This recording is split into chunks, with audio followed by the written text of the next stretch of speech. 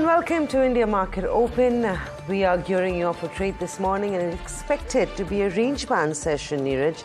Not too much happening. Global cues also largely muted. Of course, you've had that big accident at the port of Baltimore. But apart from that, I think everything is looking largely stable and on the sidelines. Yeah, something that you spoke about yesterday as well and just turning out to be that way now. Let's see if our expiry brings about some fun and games. Yeah, but otherwise, yeah, you're absolutely right. But interesting days. Yeah. Truncated week, so on and so forth. Yeah, so volumes generally are actually quite light across global equity markets. Asian markets is that what we'll start with.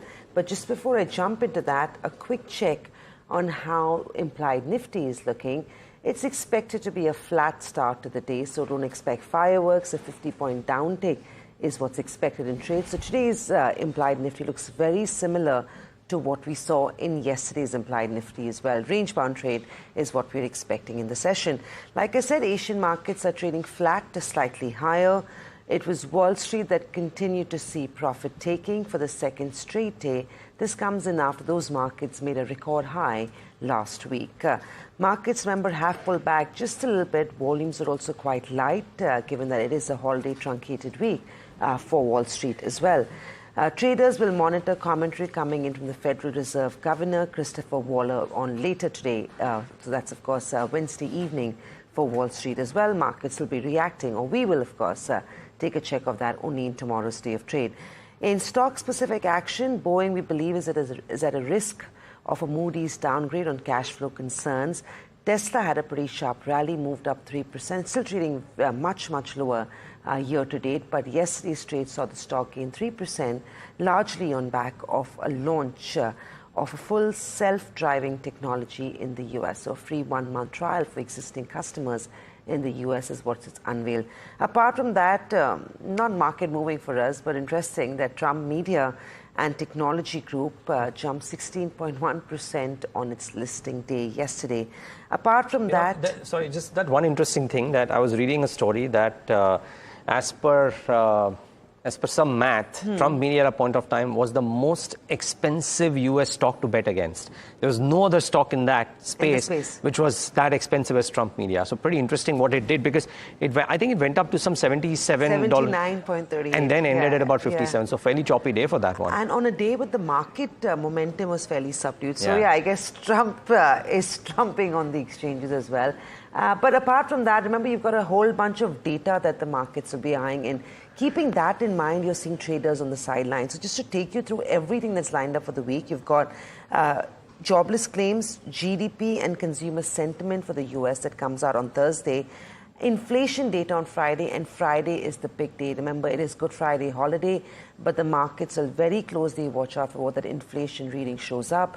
Some big sell-side brokerages have indicated that if by any chance there's any indication of an uptick in inflation, an indication by the Fed that there could be a rate hike, a rate pause, that could spell death for global equity markets. So very closely watching out for that inflation data that will come out of the US. Apart from that, I don't know, Niraj, whether this is of any interest to you, but we've been talking about the Bitcoin, and after a launch of those ETFs in Wall Street, I believe the London Stock Exchange will be launching Bitcoin ETN on the 28th of May. So, of course, Bitcoin continues to trade strong. It trades about $70,000 a barrel, $70,000. But very interesting fact that I came across, the current market cap of Bitcoin is higher than the GDP of 159 of the world's economies of 2023. So that's an asset class that was shunned and now larger than most 160 economies. But quite stunning, really. And the use cases that Bitcoin and crypto is turning out to be always had and now getting reinforced. Pretty interesting as to what's happening. It cannot be ruled out that we might even see it, become a reality in mainstream asset classes. Who's to tell? But for now, a launch in the London Stock Exchange is what we're expecting. Crude, on the other hand, trades flat. Remember the Russia-Ukraine stress, no cuts from OPEC. Or increase in production from the OPEC Plus meeting is expected, but a slightly muted dollar is what's keeping crude okay as well. Gold, on the other hand, continues to move up. Safe haven buying, some may call it. Fears of a global recession still not completely ruled out. So that's what the world looks like, Niraj. But I think back home, a little bit like yesterday, today also may be range bound. Mid-caps did see some euphoria in trade yesterday. A whole bunch of QIP, so stock-specific trade, will pretty much dominate today's action as well. Yeah, and we're going to talk about all of those. There are 3 or 4 and one where QIP prices have been firmed up as well. But the trade setup, firstly, when I look at the put data and typically follow what options do as opposed to what charts could indicate, universal, right, options. So the put data shows 22,000 having the most OI, and therefore you could argue that that could be the key support level from a very, very short-term 2-day perspective, if you will. Look at that put option data, and 22,000 has this highest OI, and which is the very interesting support. 22,500 far end, I mean, really, it's got to do a lot with writing options in order to make sure that you take the trade home or take the money home. But from a support perspective, 22,000 on the put side seems to be the key thing. Samina was mentioning the mid-cap index. Now, the anomaly yesterday was, though, that while the mid-cap index did very well for itself, but the market breadth wobbled yesterday. We didn't have a very good market breadth. So again, I don't know if it's a March end or what have you, but look at that. On a day when the mid-cap index was firmly in the green, you had an advanced decline ratio which was 2:1 in favor of the declines. That was the key point, I thought, in trade yesterday, and a very interesting one at that. So let's see if mid-caps continue to grind lower, despite the fact that the index at an own level might be doing okay for itself. The one thing, though, that is coming out very interestingly, and yesterday I was talking to some dealing rooms, and today morning I saw a Nomura note which said that their roadshows across, I think, the Asia-Pacific region seems to suggest that PSU banks are starting to see demand. Never did we ever hear foreign clients getting constructive on PSU banks. Now, that is something that Nomura is saying is happening. So that, to my mind, was very, very interesting.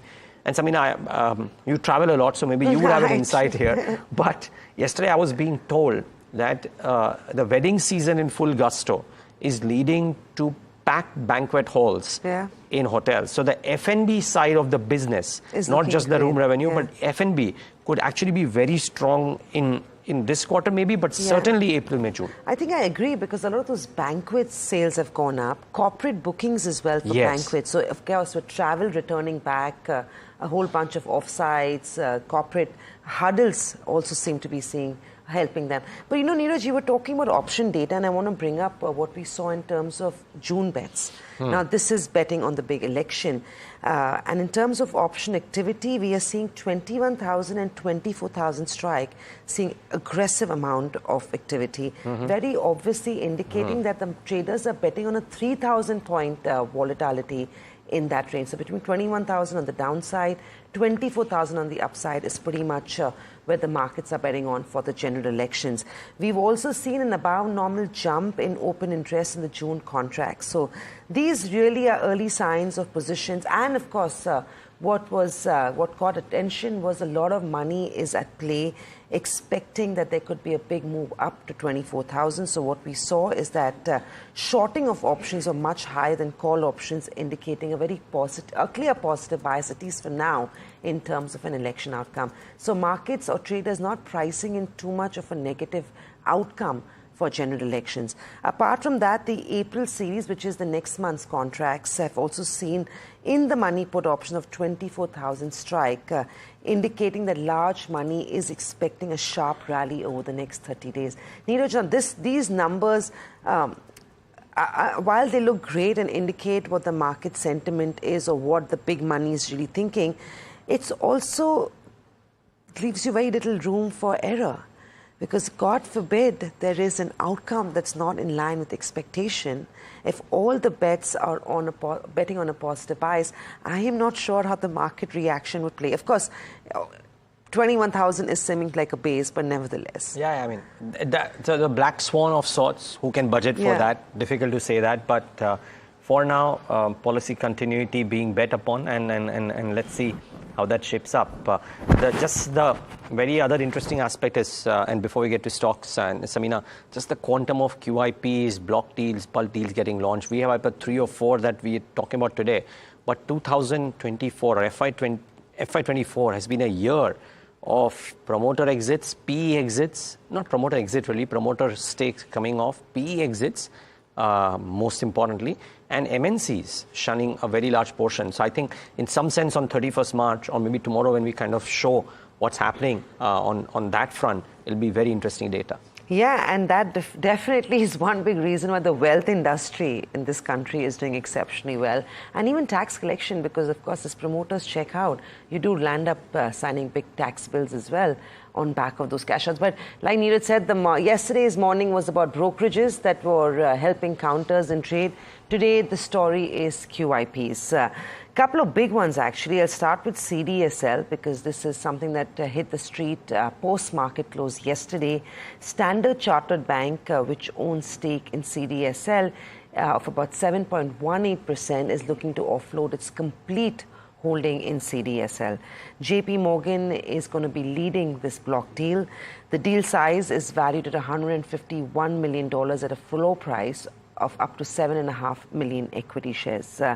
Remember, the floor price comes in 1,672 rupees, which is about a 6.5% discount to yesterday's close. So again, significant. Stancy marks its exit. Remember, like Niraj also indicated, with the euphoria that we've seen and the kind of price increases, valuations going up for a whole bunch of these companies over the last few years, it's only obvious that some of these institutions or investors would take some profits off the table.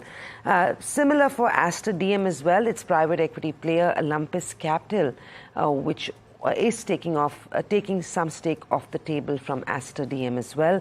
They are looking to sell close to 10% of the holding in the company.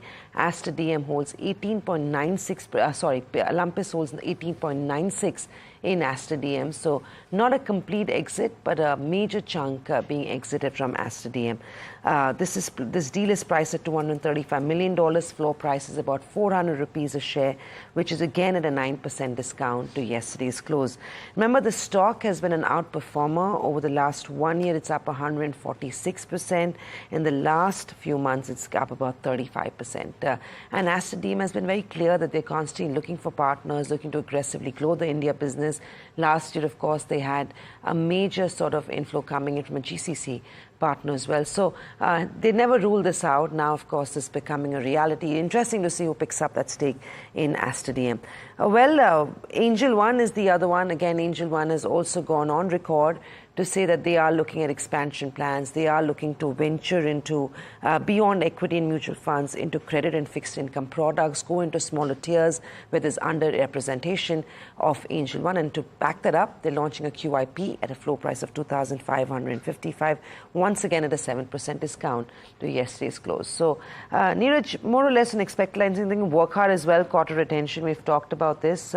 We've got details of that deal too. Yeah, I mean, 517, a bit of a discount to that floor price of 544. But let's wait and watch how this one shapes up. So that's, the sum and substance viewers of the key stocks that will definitely react because of the QIPs or the block deals. But Niraj, if there is, the demand is robust. We saw that with Walkhart as well, right?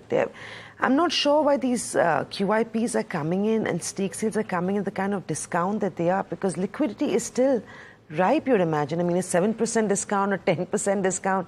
These are big discounts, right? Yeah, I mean, but hopefully that's, just the floor price and maybe the demand comes in higher. But unlikely. For Workhard, we didn't see that either, yeah, right? Workhard we didn't see. But for one of the others, I think from what banking sources were saying that they want to come in at a QIP, or they wanted to come in at a QIP, which was, the promoter entity obviously wanting a slightly higher price, the bankers wanting a slightly lower price. It's got settled somewhere in between. So the floor price was merely an indication of what the worst can happen.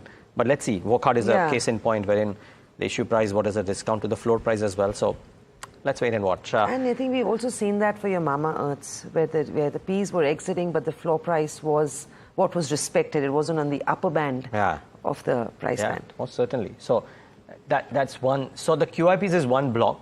And then there are research notes. In between, there is Sanofi India. So I just want to mention that one. It's announced an exclusive distribution partnership with Cipla to expand the reach of the CNS portfolio in India. This should be a positive piece of development for Sanofi. So therefore, watch out for this one. And then brokerage notes. There are a clutch of them, actually. I'm highlighting two, and then we'll highlight more as well. But Goldman on Reliance, and because it's Reliance, and because yesterday, if you see the contributors, Reliance, HDFC, etc., took the index lower. Goldman has a buy call, but they've raised the target price to 3,400. They are saying that consolidated returns are at an inflection point in FY24. They estimate that the cash return on cash invested will expand by 270 basis points. Effectively, cash flow will improve for Reliance Industries. They expect, of course, capex to fall sequentially, and that's the other aspect, that the money that's getting generated will not be used in capex because it might be coming to the end of the capex cycle. So the capex will fall sequentially. And Goldman expects, now this is the, maybe the tricky part, they expect 17% EBITDA CAGR over FY24 to 27. The Bloomberg consensus estimate is about 6 to 10%, or rather slightly lower than that, and Goldman is way above those consensus estimates. So that's the key thing, that their estimates are aggressive when it comes to Reliance Industries. Let's wait and watch. But if Reliance reacts today, you know why it is reacting. It's on account. One of the reasons could be on account of the Goldman note. Very constructive. What is also very interesting, and maybe an even more eye-popping note, is UBS on ABB. And why do I say that? Because ABB is not a cheap stock. It's trading at about 75 times, 76 times 1 year forward earnings. But UBS has come out with a buy call, and they've raised the target price to 7,550 versus 5,380 earlier. So substantial uptick in target price. Why they have done this? They're saying that electrification in motion will drive growth and margins. And they believe that ABB is the best play on infrastructure scale-up in voltage electrification. They expect improvement, they expect scope to ramp up in the voltage electrification portfolio, of course, but they expect improvement in margins, which should support premium valuation. Now, here, there are more notes, and we'll come to that, but Samina, just one quick thing out here. I was talking to Naveen Chandramohan of ITIS Capital yesterday. We were talking about valuations, and ABB at 75 times seems expensive. ABB, the last 10-year history, when it traded at its worst multiples, except for COVID, of course, the multiples were 65 times. So it's never been a cheap stock, and now it is showing signs of growth. So the bulls are arguing that is 75 expensive? Yes, but in the context of what it has and the context of the earnings growth that it can deliver, maybe the market will give it the multiple that it is giving. It's a fair representation of our markets as whole. Maybe. I mean, that's a little bit like in the India story, right? Yeah, but it just, my argument is just so expensive that how can you come out and, raise justify targets? it and say that it's all relative. But another space, I think, Niraj, we talked about this yesterday, and this is biscuit and biscuit manufacturers. So FMCG doesn't seem to be getting a breather at all. Cocoa prices are trading at record highs, and they're expected to continue to move up. Of course, a lot of the companies that have cocoa as a raw material have been hedging their allocation, but nevertheless, there could be an impact. So stocks like Britannia, Patanjali, ITC, and Nestle, you want to keep this on your radar. There could be a downside or downward bias to them on back of higher raw material prices, which is cocoa. Niraj, we talked about this yesterday, but I think as this news catches up, there could be a little bit of a stock reaction even today and tomorrow over the course of the next couple of days. And it's not just cocoa, right? You've also got palm oil that's higher. You've got crude that trades higher. Wheat. Agri products like maize trading high. So 15 to 20% impact on gross margins is what most analysts believe this could have.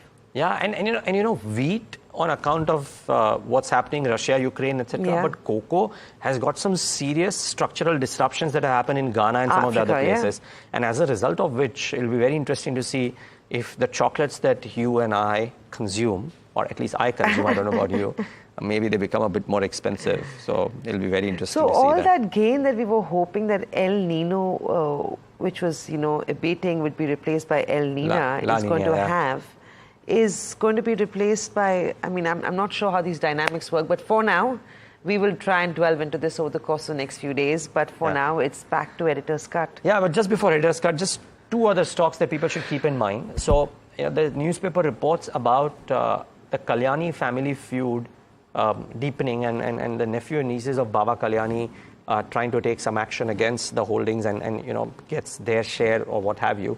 So just keep an eye out for Bharat Forge in case there is a reaction. So that could be one.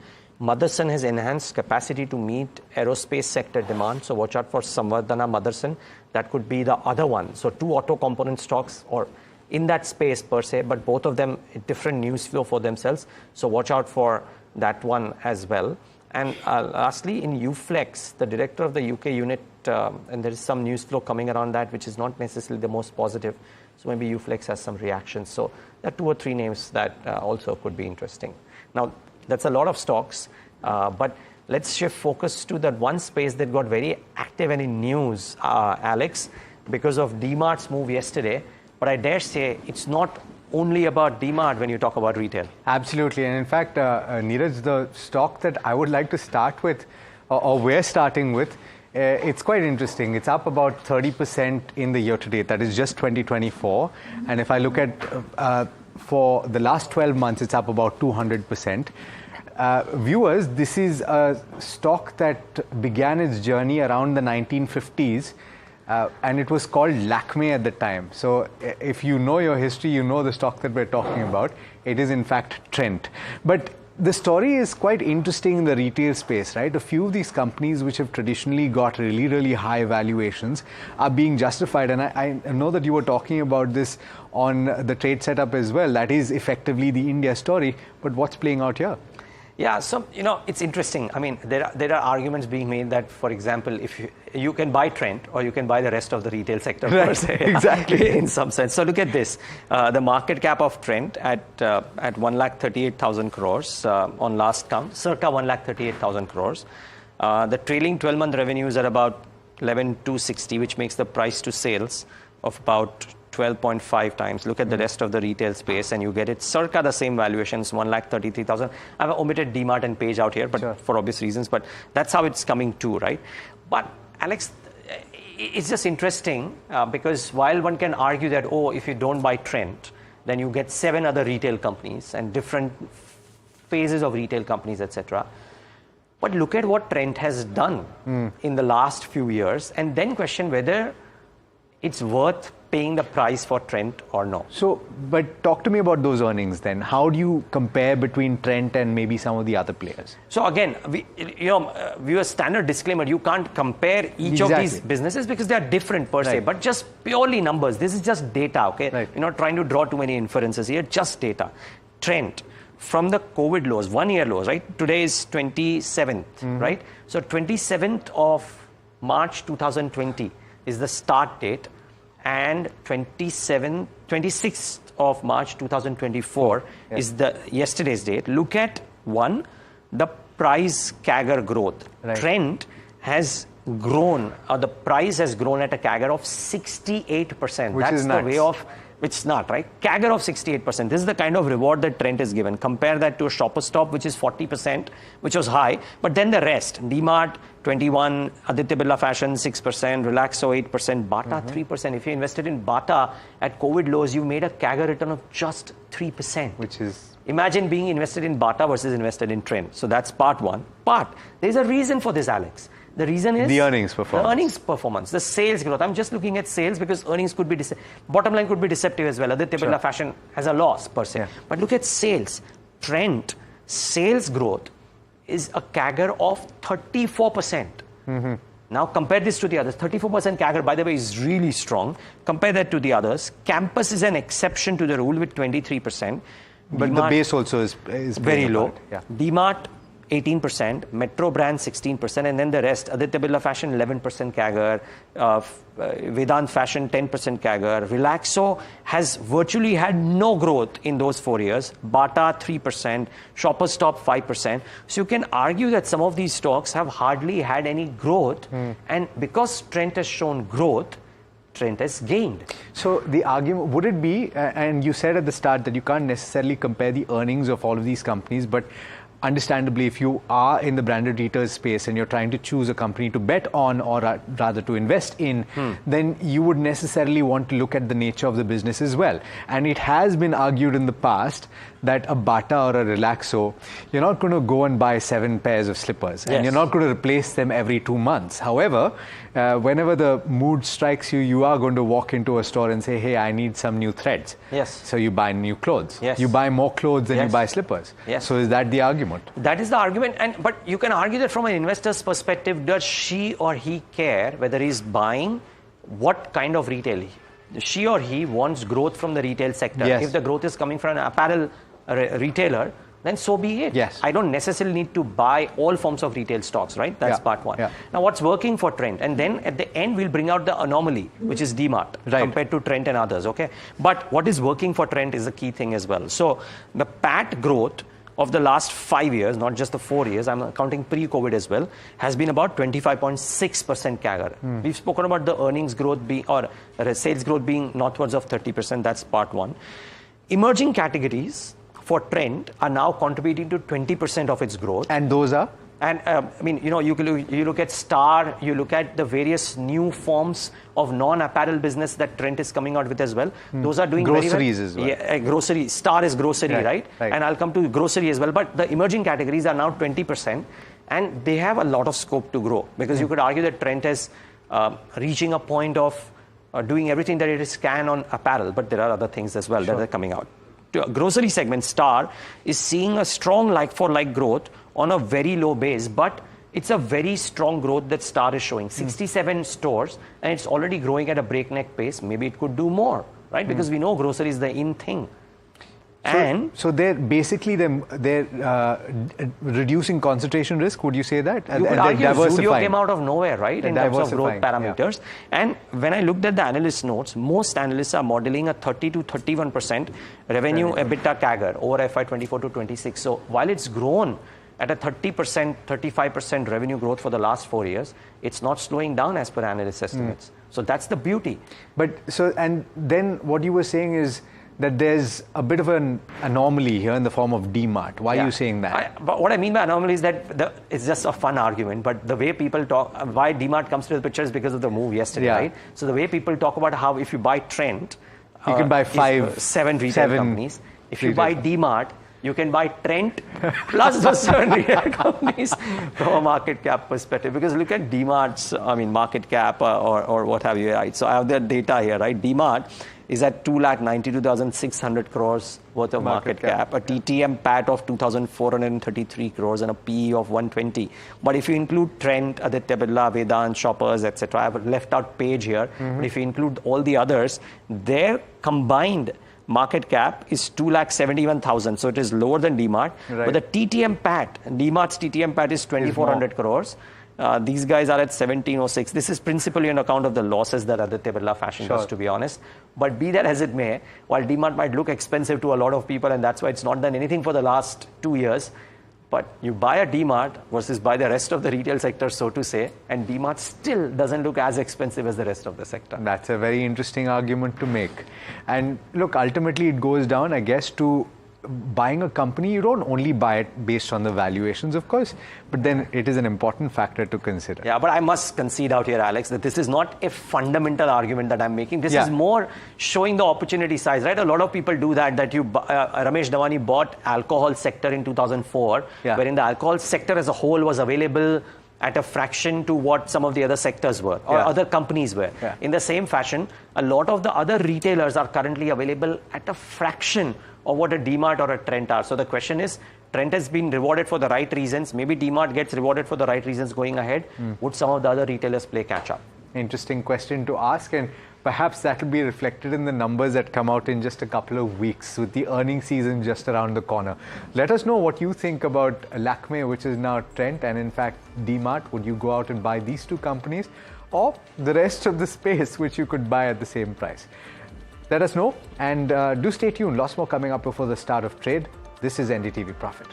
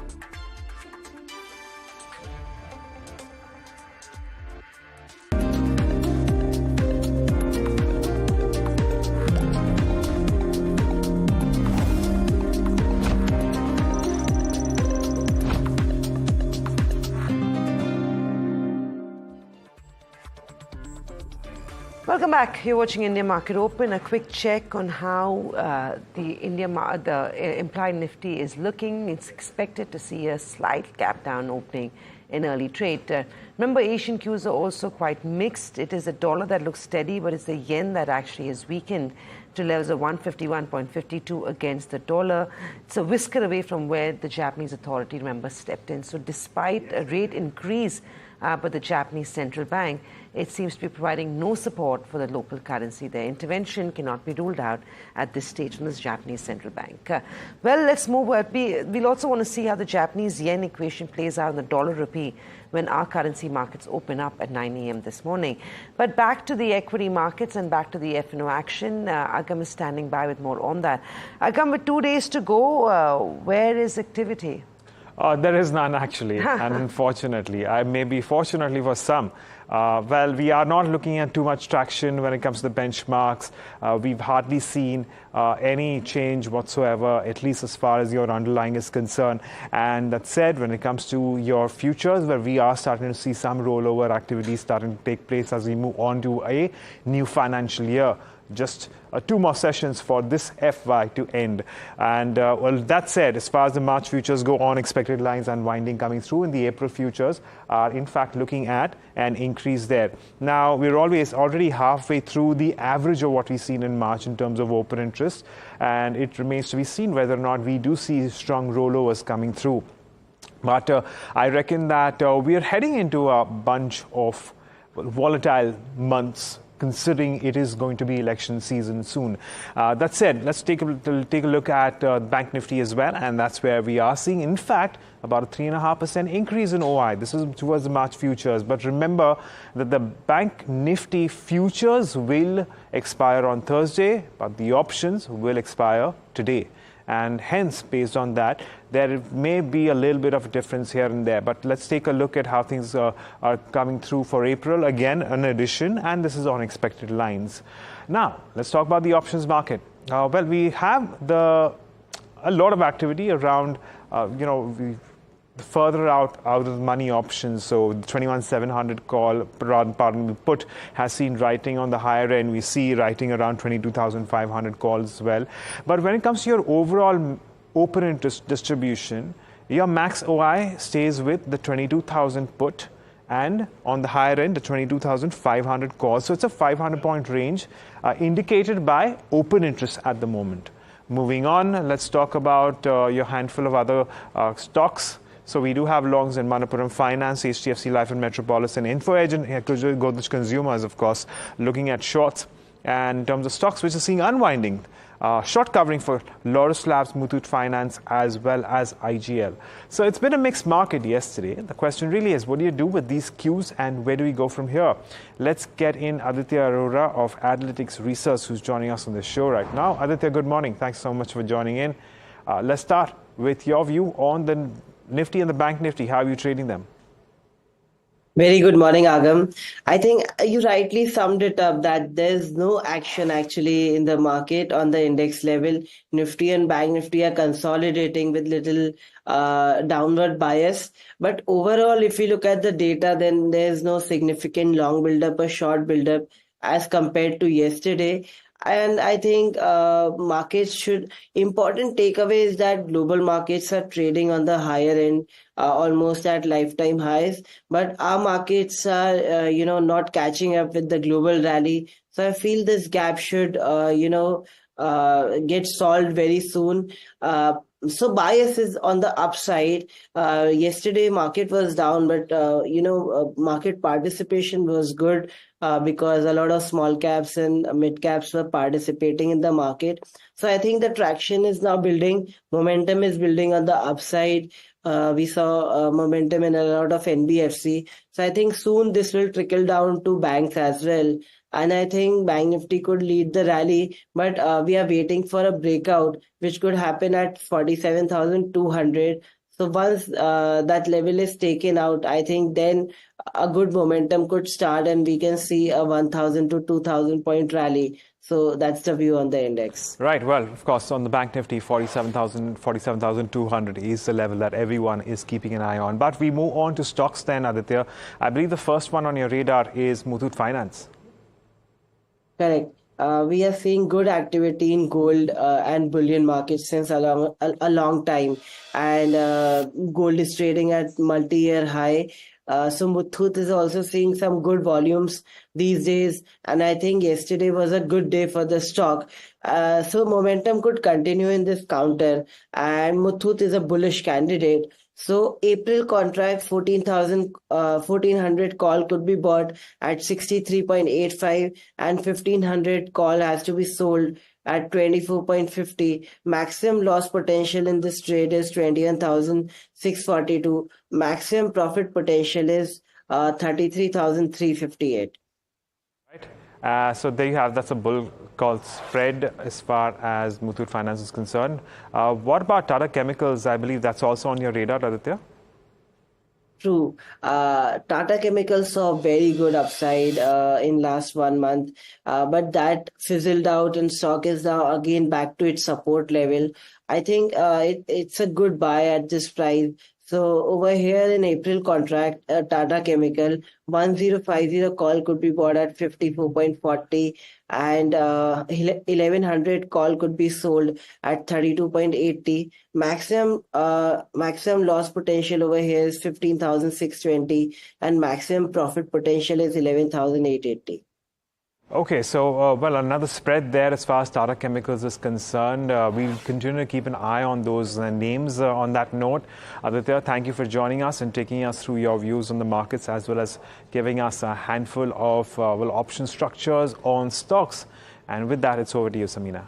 Thank you, Agam, for that. Muthoot Finance, that's one of the picks being recommended on back of the way the bullion has moved over the last couple of days of trade.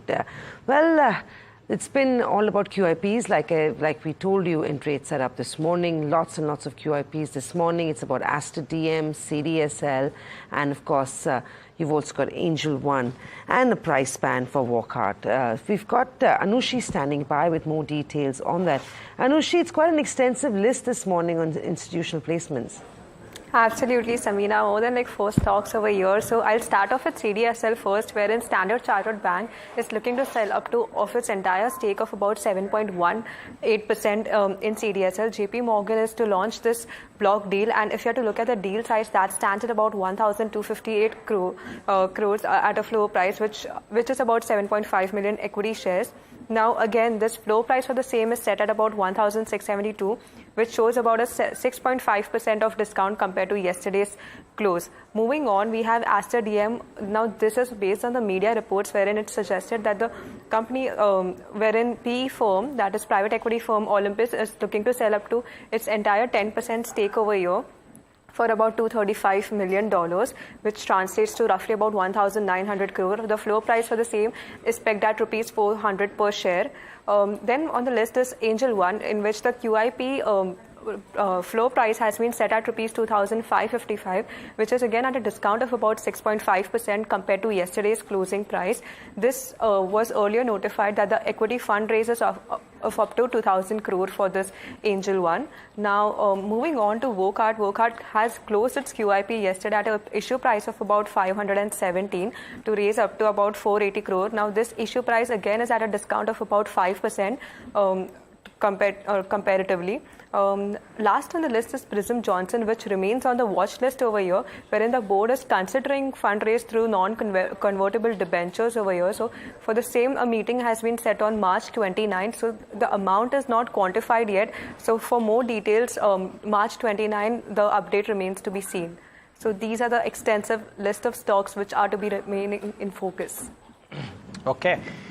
Well, a clutch of these, Anushi, thanks so much for bringing these, and a clutch of these on the back of the blocks and the QIPs, so clearly remains in focus. Watch out for these set of stocks. They all could be reactive, particularly Aster DM as well as CDSL, simply because of the quantum of the block on offer is actually very high. So watch out for these two in particular. Also interested in seeing what Angel One does. I mean, I'd love to talk to Angel One to understand what is it that they want to do with such a large dilution. It's a 7% dilution. They talked about expanding to smaller cities. In the quarter that went by, they said that the focus has been equity and mutual funds, but they want to get into distribution of fixed income products. And they've also, the promoter also went on record to say that they're insignificant in the country at this stage, that's unpenetrated. So all that money is going to be going towards expansion. Wealth is also a critical arm that Angel One is focusing on. So lots of growth that they've got lined up, but yeah, the dilution is significant to say the least. 7% is very interesting. But anyways, so let's wait and watch. So that's viewers, a few set of stocks to watch out for. Now, like we said on the trade setup as well, that there are a clutch of stocks that will react on the back of brokerage notes. They're thick and fast, really. Let's start off with the first one. Citi. Yes, has a neutral rating on Coal India, but they have opened a negative catalyst watch. I think the key is not the rating, but the fact that they've opened a negative catalyst watch on the back of Varsha, a disappointing e-auction possibility. What is it? Yeah, Niraj, so as you rightly said, so Citi has neutral rating on Coal India with a target price of rupees 430. Now, Coal India stock has more than doubled in the last year on strong volumes and power demand. Now, the key catalyst here is it is expecting disappointing e-auction price trends in fourth quarter. Now, according to Ministry of Coal, Coal India's e-auction premium to FSA prices was almost 39% in Feb 24. This was lowest level since July 21. Now, there's an inverse relationship between e-auction volumes and premium. Now, looking at the past, Citi thinks that e-auction premium could fall below the level seen during Jan or mid-Feb 24. Citi has incorporated e-auction volume at 70 metric tons in FY25, and it expects 10% change in e-auction volumes to impact EPS by 2.3%. Now, key downside risks that could push the stock below target price include lower volume on weaker power demand, lower prices, then lower e-auction volumes and unrelated investments, while risk that could push the stock above target price includes higher volumes and realization. So this is all we got on Coal India by Citi. So what is that one, let's go slow, what is that one key reason why Citi has the negative catalyst watch? So I think that it expects disappointing e-auction prices trends in fourth quarter. Now, management also highlighted in the third quarter about the lower e-auction prices. So this is the reason I think Citi has given this rating. So it's the lower e-auction prices as a result of which the rating is not important in this. What is important, viewers, is that Citi's opened a negative catalyst watch, and thereby that is something you get to watch out for. We'll get in a fundamental guest and try and talk about the impact of this as well. Varsha, thank you for bringing this to us. Aditya Agarwala, Head of Research and Investments at Invest4EDU, joins in. So, Aditya, we'll talk to you about Coal India. We'll talk to you about some of the block deals as well. But very quickly, any trades that you're taking on the index, or are you leaving the index alone?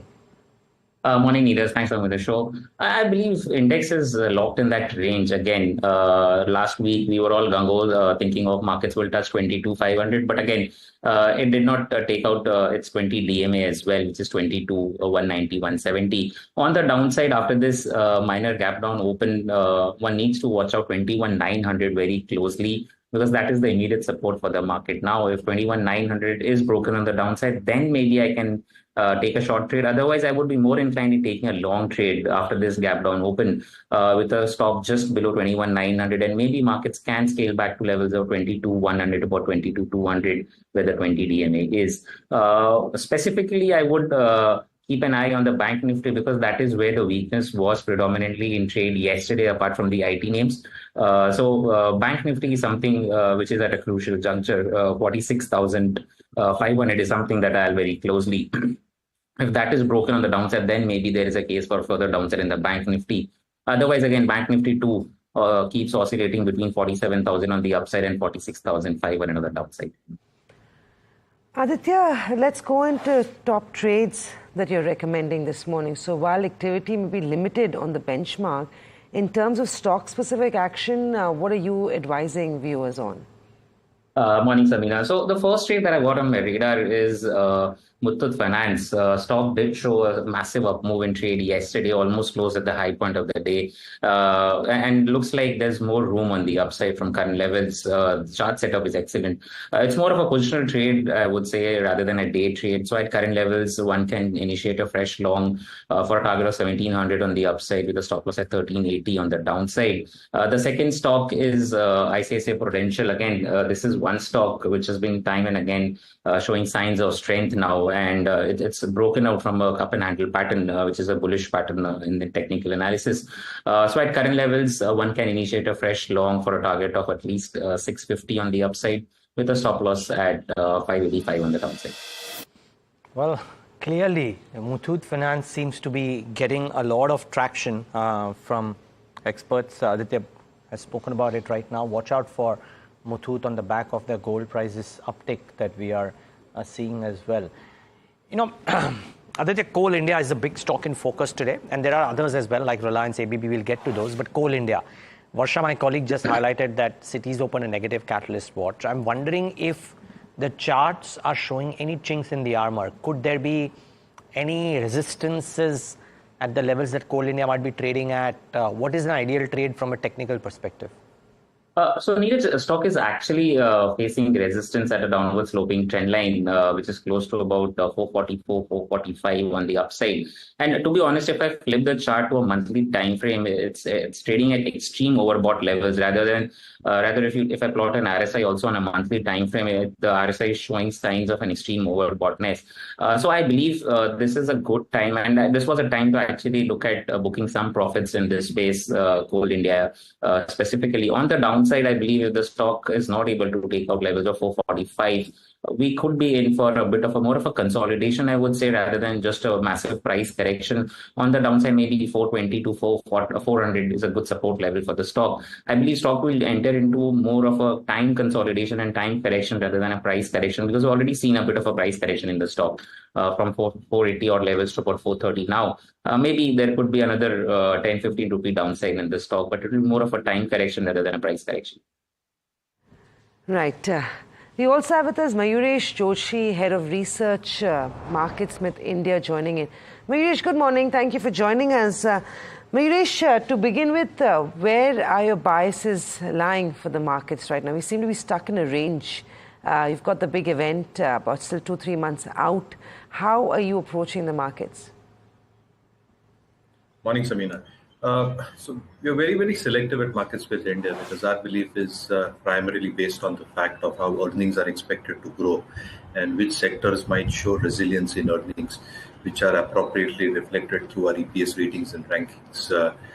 The second element also is because of a lot of these geopolitical and global volatility that we are witnessing and are expected to witness over the next few weeks and months. I think a lot of the domestic cyclical sectors can still continue doing well. However, I think even within this sphere, some of the sectors have run up a little bit too much for comfort, while some, I think the argument in terms of earnings still improving on a high base of FY24 numbers might still continue for FY25 and FY26. So we've been very, very selective within the PSU basket, within the PSU banks in particular. Pullbacks on stocks like a State Bank or a Bank of Maharashtra is something that we continue to hold in our global portfolios and like as well. The second element also is the real estate ancillaries as a space. Because when you talk about a real estate cycle which lasts for 6 to 7 years, the initial leg of the cycle is basically dominated by all the developers. The mid-cycle is where all the ancillary stock starts coming through. We are in the third and fourth year, and therefore I think, in my opinion, I think a more appropriate time to look at ancillaries as that first phase of the entire developer enthusiasm in terms of sales, in terms of pre-sales velocity, in terms of new launches, have all got gestated. As more and more houses are now getting into the pipeline, the expectations of refurbishment of these houses. And again, I think even homes that are already existing, I think a lot of refurbishment happening there as well. Input costs have largely stabilized. Expectations of volume growth in this upcycle, which is still expected to continue for 3 to 4 years, can benefit a whole host of these ancillary players. So Century Ply, Green Lamb, Laminates. I mentioned Pidilite last time round as well. Pidilite is something that we still continue to like at Marketsmith India, because our belief is that earnings will still remain resilient and strong. And a few stocks out of the auto ancillary pack, because the entire story in terms of the EV transition and the current servicing of the internal combustion engines, I think that is happening very well for a few of these players within this space. So I think battery makers as an example, is something that we continue to like in Marketsmith India. So being a little bit more choosy and selective at this juncture in the markets. But these spaces is where our belief is that the earnings might still hold. Okay. So be a bit choosy. Mayuresh, two large stocks. Start off. Good morning, Niraj here. I'll start off with Coal India. There's a negative catalyst watch. Commodity prices per se are moving up. Don't quite know that about coal because Citi seems to believe that there could be a reduction in the e-auction prices, which could be a negative. Any thoughts here? So I think the first, morning Nilesh, first one. I think the first element in terms of e-auction prices actually going down a few weeks back. I think that is what probably took the stock down. Obviously, I think if you look at the overall blended realizations and volumes as well, e-auctions is almost around 10 to 15% in terms of the overall volumes for Coal India. And obviously, the realizations are far, far better than the normal realizations that Coal India has. Now, the expectations in terms of how much of production and offtake can probably happen for 25-26. A large part of the market believes 750 to 800 overall volumes. Coal India should be anywhere around 75 to 80 odd, going by that logic of 10 to 12%. However, if the pricing probably comes down, which is probably something that is being reflected in terms of the trends. Obviously, the overall realization growth for Coal India starts coming down because FSA pricing will come under pressure at some point of time. Obviously, the tailwinds in terms of structural power demand expected to grow exponentially over the next few years. I think that might act as a trigger. But then again, we are moving towards renewables as a source over the next few years as well. The target that the government is probably embarked upon, 270, 280 in the next 2 to 3 years and around 500 gigawatts by 2030. I think that phasing out process will also have an impact on the larger part of the numbers 27 onwards for Coal India. So to a certain extent, I think the run-up has been pretty sharp and stark. It is probably gestating a lot of positives that can probably come through. And to that opinion, I think if anybody's looking at fresh investments at these levels, I think our sense is that he or she needs to wait out. There might be pullbacks onto these stocks because earnings might remain a little bit subdued if pricing comes down and input costs go higher. So I think there is clearly a case where operating leverage might not get cleared out on the balance sheet. Yeah, what about you on the charts, Coal India and okay, I guess that's already done, but just a quick one on, before I go into the other ones, how does Interglobe Aviation look? Yesterday, the day belonged to Interglobe. It started off well, managed to pick up through the day and finally closed the day at the day's high point. If traders had bought this counter yesterday, should they continue to run the position? What levels should one be watching out for today? Samina, definitely one should continue to hold because this was also one of the stocks which I was eyeing to give for a trade this morning. The good thing is it's been sustaining all that mayhem that's going around. And yesterday it broke out from a trend line resistance on excellent volumes. Immediate resistance now on the upside, or I would say immediate target on the upside now stands at 4,100 for the stock. So I believe even at current levels, if you're looking to add maybe after this soft opening, if you get the stock maybe 1% or 2 lower, it's not a bad idea to add on to your positions or look for fresh addition in the positions for a target of 4,100 on the upside. But the stop loss maybe just a tad below 3,400 on the downside. So I believe there is good money-making opportunity in Interglobe Aviation, and this is something which is showing enormous strength on the chart structure as well. Okay. Interglobe Aviation, Apar Industries, Torrent Power, and some of the diagnostic companies, Dr. Lal Path Labs, Metropolis, etc., were amongst the key movers in trade yesterday. So watch out for some of these. We'll, of course, revisit them at 9 a.m. The other large one that could be in focus today is Reliance Industries. Goldman has this note. They have a target price which has been raised to 3,400. They believe capex intensity will come off. Cash flows will improve and multiple other reasons. The stock has largely languished. Could it move? Demand did move. Could Reliance also move is the key question. Mayuresh, doubt there is anything fundamentally not convincing about this, but it just doesn't move. And the story is very well known, Niraj. So I think most of the facets that we speak about when it comes to Reliance is very well known to the markets. I think the only variables that can probably change is how Singapore GRMs are placed. Singapore GRMs obviously have come off in the past few weeks. But Reliance has optionality in terms of multiple feedstocks. And that is why I think the premium to Singapore GRMs have always remained better. Obviously, I think with the evolving situation in terms of how China is expected to come back, has a say in terms of the downstream business. So I think the petchem part of the business largely depends on Chinese demand and how cracks are shaping up. So refining petchem probably remains volatile in terms of how global cues are shaping up in terms of demand supply.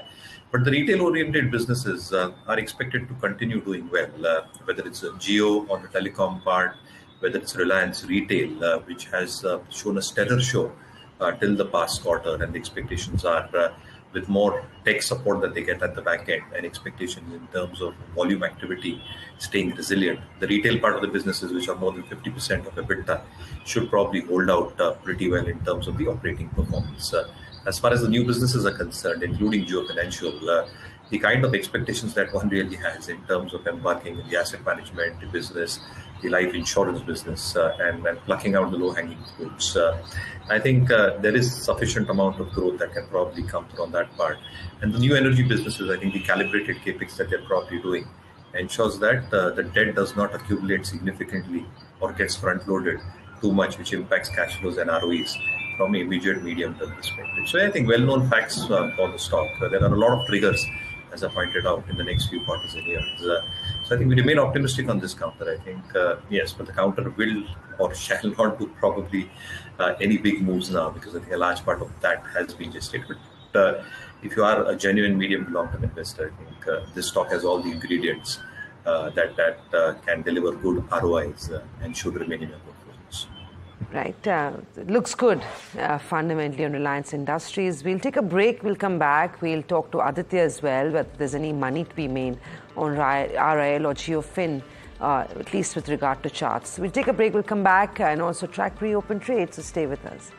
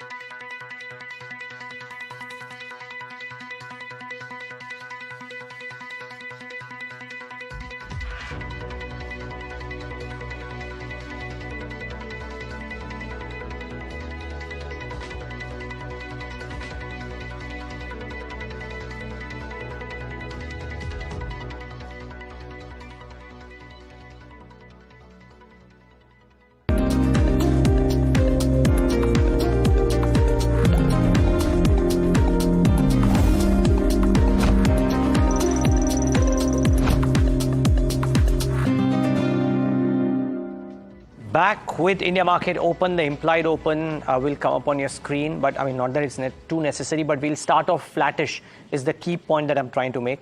Let's see what happens post that. Specific stocks will be the order of the day. Remember, yesterday too, while the indices did what they did, the market breadth was terrible to say the least, and therefore let's not get deceived by this. There is also this Nifty rebalancing, by the way, that will happen. A lot of people will talk about how the year-end NAV management, as is often said, could come into play the next couple of days as well. So let's wait and watch what happens. But we're in conversation with Aditya Agarwala and Mayuresh Joshi. In a bit, we'll be joined by Nilesh Shah of Kotak AMC as well.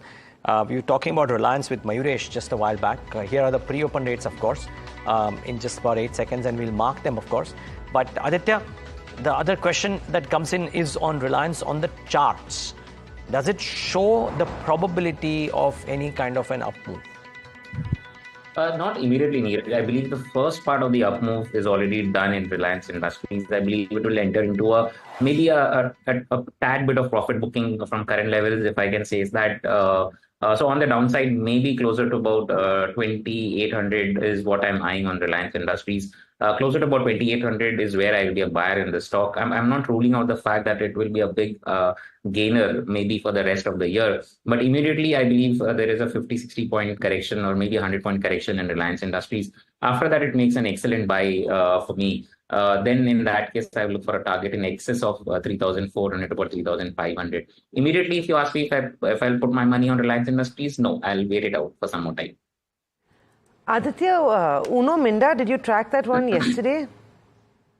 Not really, Samina, but yes, I did have a look at it today morning, and so immediate resistance on the upside is 677, 675 for the stock. Until unless that resistance is taken out, I'm not looking at a fresh entry in the stock. Yes, beyond that, I would be interested in going fresh long for a target of 720 with a stop loss closer to about 650 on the downside. And what about Indus Towers, Aditya? That has been one stock which has been topping all analysts' charts, and I believe this is one stock which is actually after years is now showing signs of a higher tick, which is higher rise, higher lows. If you already have the stock, definitely hold on to it. I'm looking for a target of 335, 340 on the upside. If you're looking for a fresh entry, I believe even now you can make a fresh entry in the stock with a stop loss close to about 270 now. Because the previous resistance of 270 is now taken out, so that becomes an immediate support for you. So 270 will be your support on the downside. I'm looking for a target of 330, 340 easily on the upside. Give it a quarter or two and you'll see those levels in Indus Tower. Okay.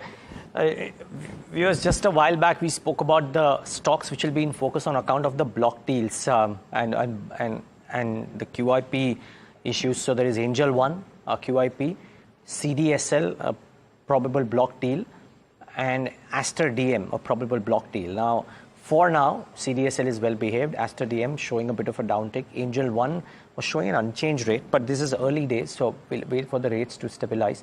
And Wockhardt has finalized the QIP price, and that is about a discount of 4% lower than the floor price. But be that as it may, the stock is in or around this.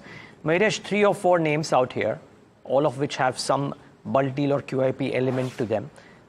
Any of these fundamentally that stand out for you, and why?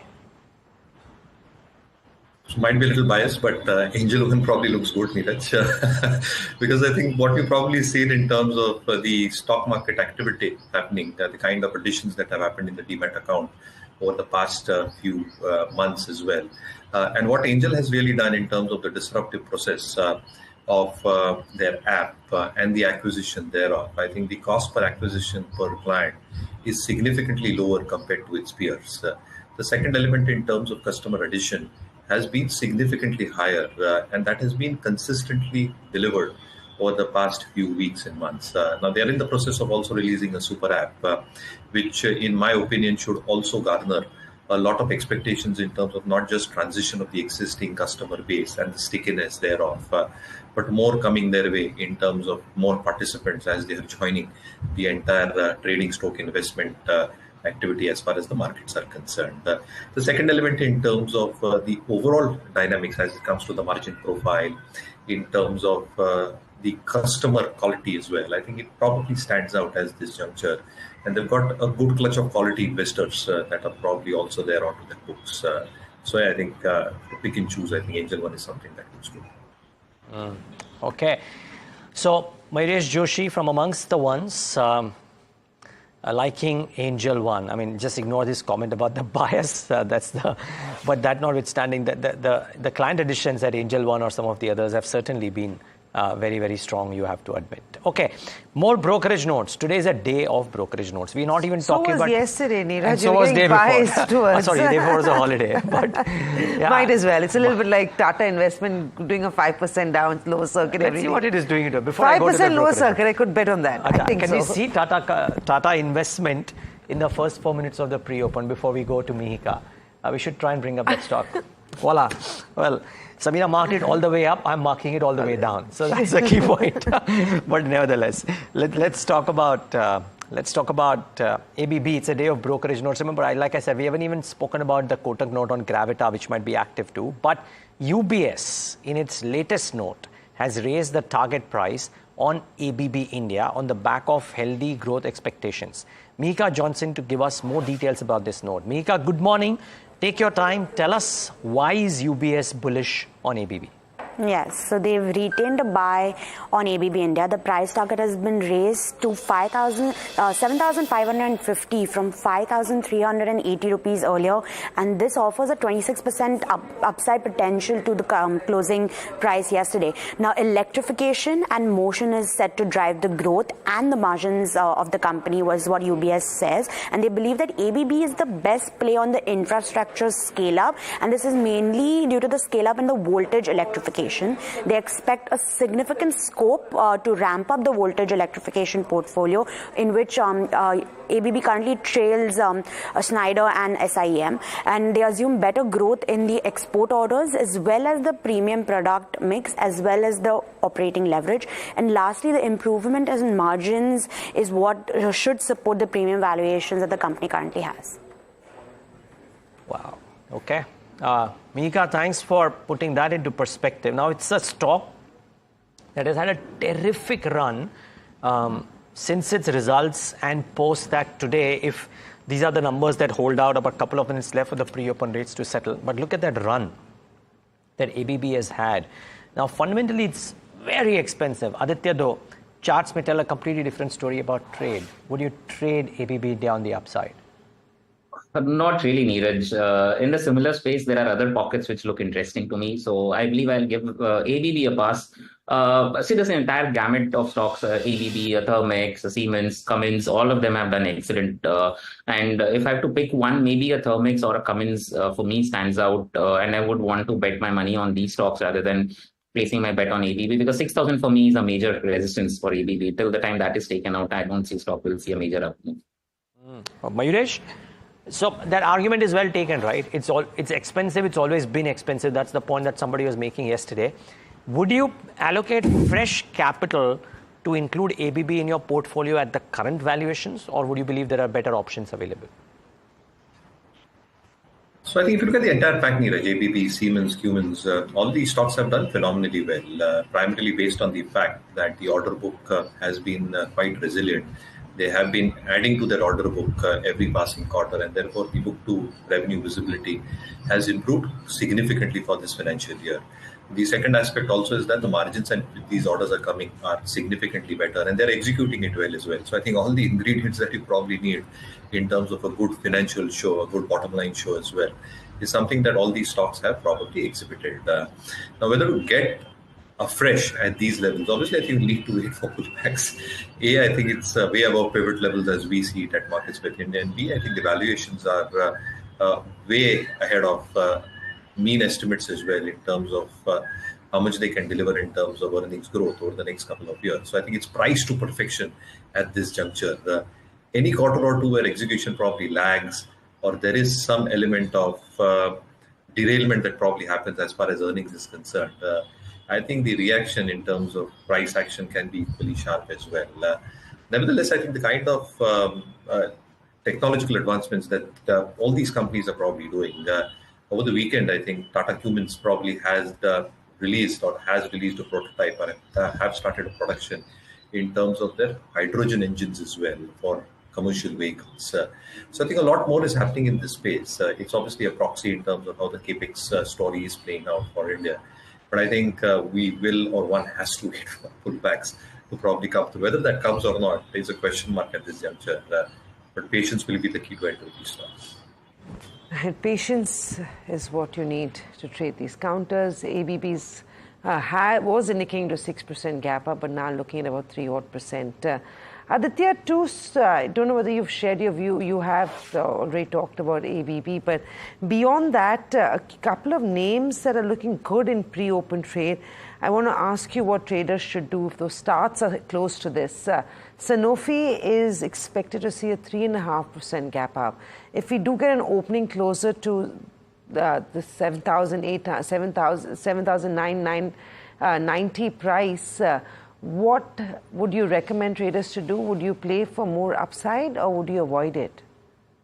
There can be more upside here, Samina, because stock has seen a decent correction from the highs, has taken support at the 200 DM, and from there it is showing signs of an up move. And today it's opening with a big gap up. So maybe once after open, if it cools off closer to about 78.50, 78.60, I would be a buyer in this stock for a target of 8,200 to about 8,400 on the upside. Not a bad trade to take. Risk reward is in favor of going long in Sanofi at current levels. So yeah, one can actually look at it. Mayuresh, Aster DM, there is a big exit there from Olympus today at a 7% discount to yesterday's close. Pre-open is expected to indicate, or others indicating, a 6% downside as we open shop today. Would this be an opportunity for an investor to buy Aster DM? I mean, fundamentally, it is a solid company and the outperformance is there for everyone to see over the last 1 year. Yeah, so I think I'll wait for some amount of stability that comes in terms of price. A lot of triggers moving for the stock and a lot of news-related action that is probably ensured that the stock remains in the limelight. But I'll wait for some amount of price stability as we speak. We still continue, as I said, holding on to the larger names, Sun Pharma, Dr. Reddy's into our global portfolios. And we'll wait for some element of pullback onto a stock like Natco Pharma within this space. Because our belief is that the kind of portfolio that Natco has, 14 FTFs in the pipeline, very strong EBITDA margins, expectations in terms of the branded generics expected to hold well, and more launches expected specifically in the formulation space as far as the US markets are concerned. So solid story. I think any pullbacks on Natco probably remains actionable at our end. Aster, let the price settle down. Right, that's the word coming in. Aster DM expected to see a 6% downtick on back of the block deal, where Olympus PE is looking to exit exit about 9.5-10% of its stake. CDSL, that's the other one that's looking weak in pre-open trade. Aditya, on the chart, CDSL, if we get a 4% gap down, would you short the stock? Not really. I wouldn't go ahead and short the stock. Rather, I would look to buy the stock if I get it slightly more lower from current levels. Closer to about maybe a 1650, 1640 is where I would look to enter the stock. Because clearly these stocks, if you short at intraday where you get a quick pickup and a spike, you never know. So it's better avoid these shorting these stocks, rather look to buy on a decline. And on the upside, maybe stock can easily test levels of 2000 and beyond again. Right, CDSL. Mayuresh, you want to quickly comment on CDSL? How does this one look? If you get an opportunity to go in at 4% lower today, would this be a buy? More tactical, I'd like to know. No, I think I'll prefer an Angel One on a decline. Okay, very, very clear with his loyalties and biases. That's a pick coming in of Angel One by Mayuresh fundamentally.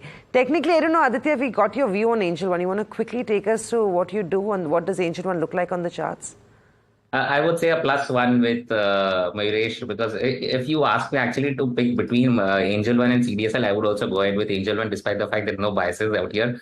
Purely going by the chart setup, it's completed its corrective wave. It's broken out from a falling wedge pattern, taken support at 200 DMA. RSI is turned off from the lower end of the bull zone. So all set for the stock. Risk to reward is in favor. Maybe with a stop loss at 2,500 on the downside, I would look to go long on the stock. I would rather say aggressive long on the stock for a target of maybe 3,200 to about 3,400 on the upside. So Angel One definitely looks very good on the chart setup as well. And I believe one should definitely look at it and play out the up move that is due on the chart setup as well.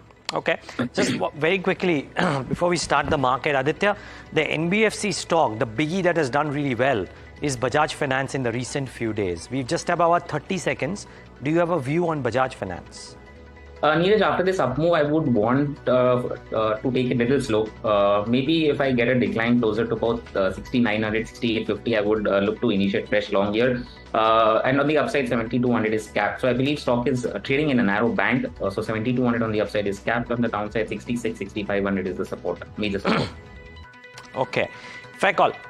Mayuresh, we'll let you go on that note. Thank you so much for taking the time out and being with us. Aditya, stay on. Just one opening comment post-market open from you to just get a gauge of what the charts could be showing. But about 6 seconds left. We'll start off in a skittish fashion. The only problem is there's no fear out there currently. Let's wait and watch. In fact, we're starting off with the green, if I'm not wrong. About 1/3% in the green. So above that 22,000 mark for the Nifty. Wonder if banks are leading and PSU banks are leading higher. About 1/4% for the banks. IT should come up on the screen next. Mid-cap index 0.4. Okay, so broader markets have actually done better. Small caps 0.5%. And IT should come up on your screen. Well, about 1/4%. So nothing too great on IT either. Let's get the heat map. And before Samina talks about the mid-cap end of the market, well, the large cap end, a lot of green and very little red. That's the key thing. Britannia yet again starts off lower. By the way, Britannia started off 2% lower yesterday and ended in the green. So keep that in mind. This cocoa, milk, wheat price uptick didn't impact the stock too much yesterday. What's doing well? Reliance Industries, Adani Port. Adani Port, by the way, after yesterday's 2.5% up move, yet again at 1.25%. So doing well. BPCL, the city as a house has given a very constructive note on OMCs. Reliance, Goldman has given a constructive note on Reliance. With this 1% up move, Bajaj Finance is now closing in under the 7,000 mark. So that seems to be doing okay. Adani Enterprises about 1/3%. So no large movers, but for the fact that Adani Port, BPCL, Apollo and Reliance are amongst the top 4 and Bajaj Finance actually top 5. And the only one which is showing some weakness, but nothing too great either, that is Britannia, about 0.5% higher, lower actually. So Samina, much as we thought that between Reliance, OMCs, etc. would be top, and they are, Adani Port's topping the list currently. Yeah, on approval of that 100% acquisition of that port. So that could be the big reason why you're seeing Adani do well. But across the broader markets, I think the action is a lot more, but unfortunately there's more activity on the downside than on the upside this morning, at least in terms of the stocks that I've picked. It is the morning that belongs to block deals and QIPs, which we've talked about. So let's quickly take a look at what's on my radar. CDSL, Standard Chartered, looks to make a complete exit of CDSL through a block deal at a 7% discount to yesterday's close. As expected, the stock has seen a gap down opening with a 6% cut in trade as we see it. Aster DM, similar there. Private equity player Olympus is looking to pass some stake in Aster DM. They own about 18%. They're looking at an exit of about 10% in Aster DM. The stock is down 6% in trade as we see it. On back of that, the floor price there too is fixed at 6.5% to yesterday's closing price. Well, along with that, a few more names that are on our radar is Angel One. Very aggressive expansion plans. Both are analysts on the show like Angel One. The company, the stock, not seeing too negative a reaction on back of that news of fund QIP for, of course, expansion. The stock is down 2%. Walk Hard hits upper circuit. The price band was fully subscribed, of course, the QIP. But what was interesting on Walk Hard is it was at the lower end of the price band. But despite that, the markets now with this move behind them, looking ahead, Walk Hard looks okay with a 5% up move in trade. Muthoot and Manappuram, they're on my list because technically those counters were looking good, and also the bullion has been moving very sharply, at least in terms of what we've seen. You'd imagine this to impact Muthoot and Manappuram in a positive way, but both those counters ignoring that for now at least. ABB, UBS, buy call on the company has led to a pretty massive run up on ABB, a 5.5% move. This is despite the fact that this is an expensive stock. Of course, UBS does believe that relatively this looks like a good, in terms of valuation, is attractive, but nevertheless, a 6% up move on ABB is what we have. Sanofi, they've got an exclusive distribution of Ciplus products. On back of that, up about 2.5%. So, Niraj, it's not very exciting. You've got a few handful of gainers, but I think the QIP block deal is going to give traders on the short side a lot more opportunities. You're absolutely right, but it is all about brokerage notes if you're looking at the upside. So Samina highlighted ABB. The one more name is Gravita India, which is up 7% on that Kotak note. So that stock has really jumped up. I think the target price is 1,200, 8.5% for Gravita. The target price is 1,200 from Kotak Securities, as a result of which 9% now for Gravita, really shooting up in trade. So very strong show by that one. The other stock that has done well is Sangvi Movers. Sangvi Movers is up another 3% today, was up about 8% yesterday, so that's done very well. And lo behold, Zomato is at fresh life highs. 188 and counting on Zomato, one internet business. There is Paytm, PB Fintech, Car Trade and various others. I think the one that has really done well relative to the others seems to be Zomato. So extremely strong showing by this one as well. In moments from now, we'll have Nilesh Shah of Kotak AMC joining us as well. But Aditya, quick opening thoughts and a couple of chart checks as well on one, Zomato and a Gravita, if you've looked at the charts there. First, let's talk about the market open. It's pretty much on a flattish side, Niraj, and I believe 22,100, 22,170 is where the resistances are. I still believe markets will continue to oscillate in that narrow band on the downside, 21,900, on the upside, 22,100, 150. If you're looking to go long, maybe now your targets will be 21,700 and 22,170, which is just a 100-point uptick. Talking of Bank Nifty, maybe that is something that one should keep a close eye on, as 46,500 has held. And now if it starts to trade above 46,800, maybe there can be a case for a 200 or 300 point up move. Now talking of Zomato, definitely one of those strongest looking chart setups here. Even though it's trading at overbought levels, there is still room on the upside. I believe 200 is something that I'm eyeing on for Zomato, and who would have thought a year back that the stock will show this kind of move.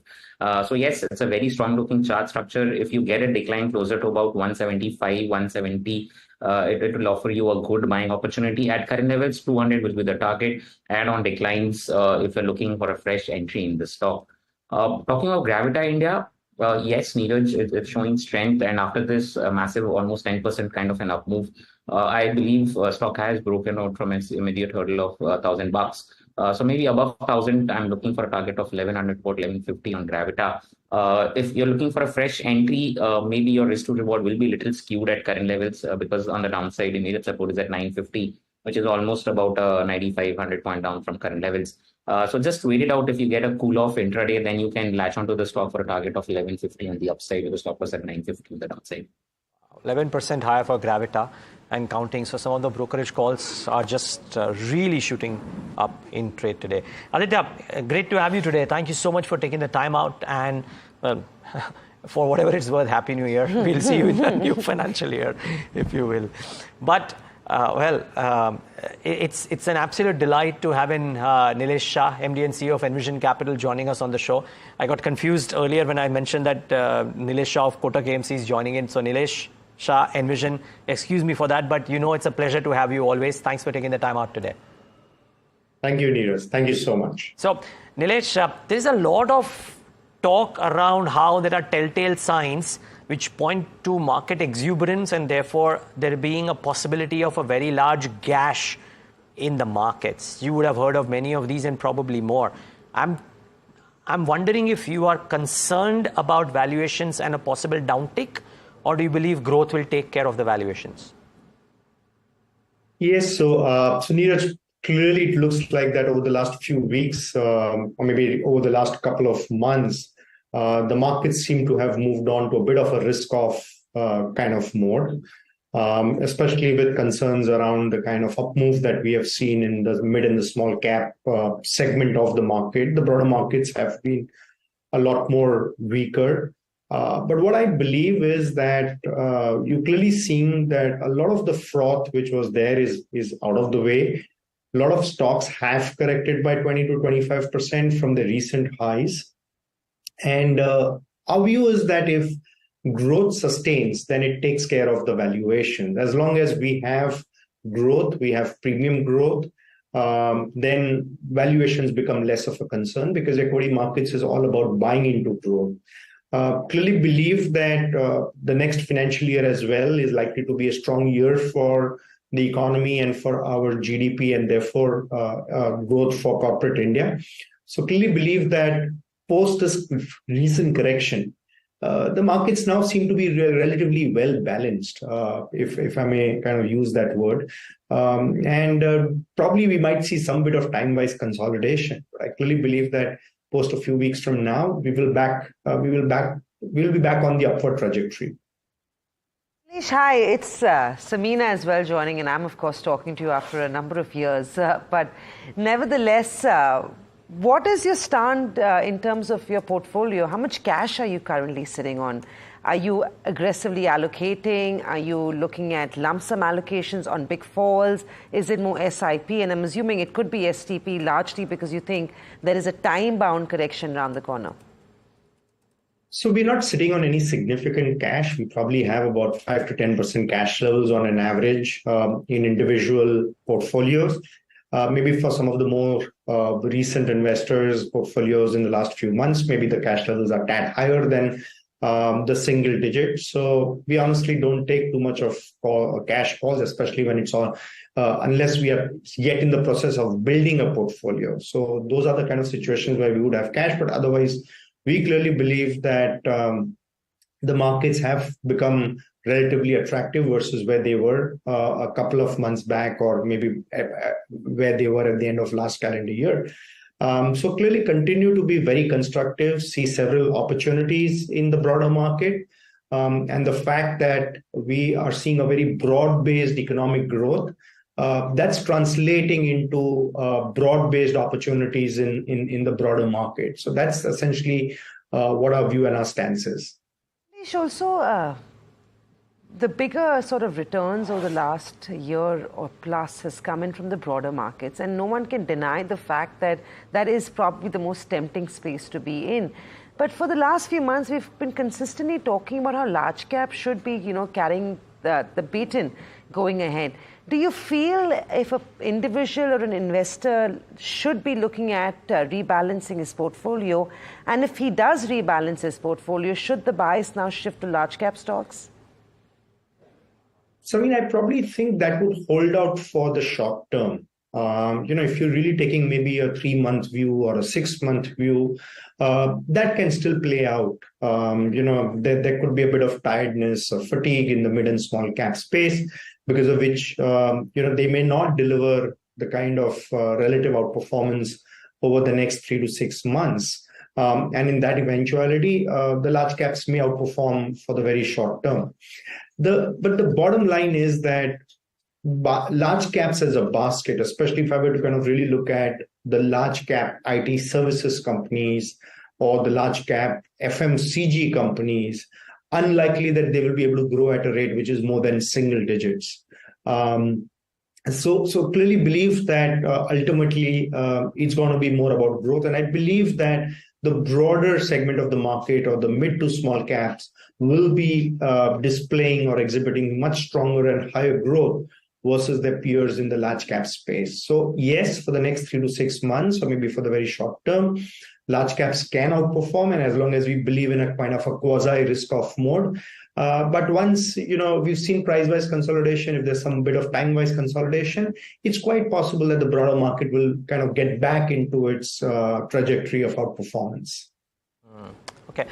Nilesh, the other aspect is just before we dwell into specific pockets, but before the break, one aspect is the macro situation. Are you constructive on macros? A lot of talk around CAD and coming off, and the resultant impact on the currency and what it could do for stability, so on and so forth.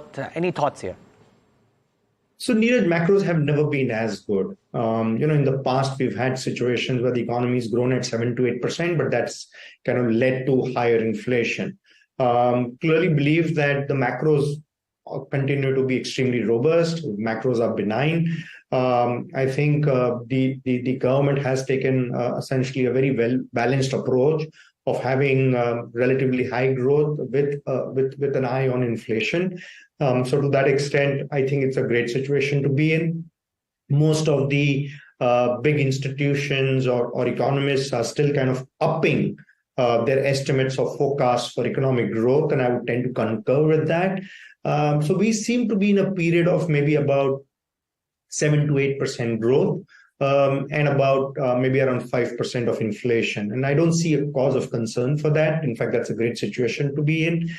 We seem to be the standout nation, the standout economy from a global context.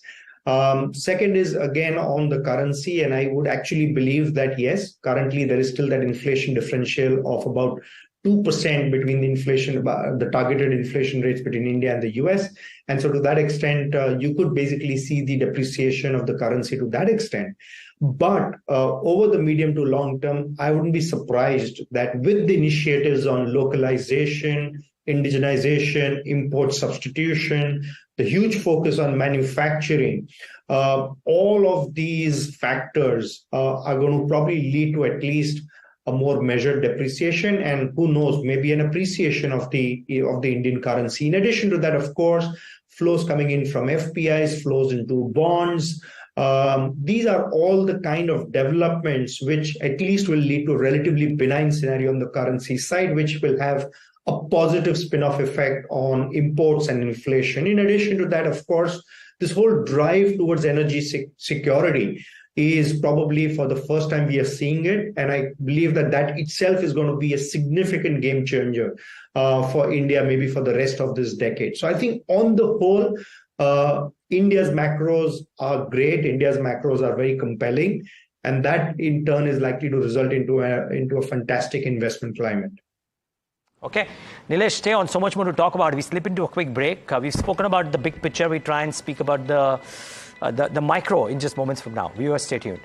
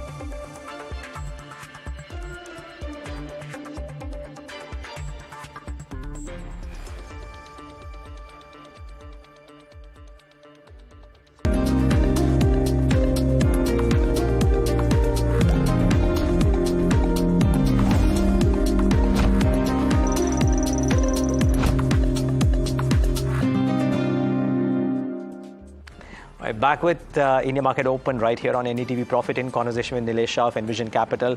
Nilesh, a question that comes to mind is what will benefit going ahead? We are at the cusp of an earnings season.